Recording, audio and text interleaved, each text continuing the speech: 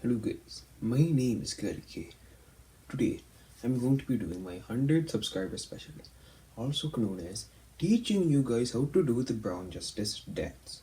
So, step 1 to do the Brown Justice is you take your legs, these knees, you go like this.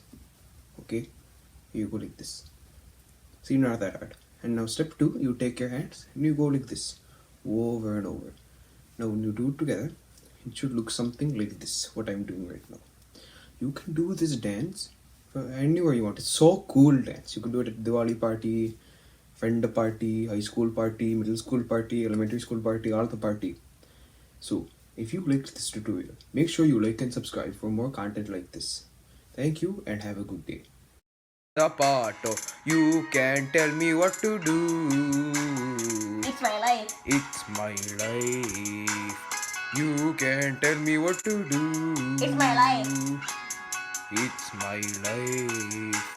Oh, by the way, guys, you want a shout out? Put it whatever you want to say in the comments. I will try and shout you out for the next video. Okay, goodbye.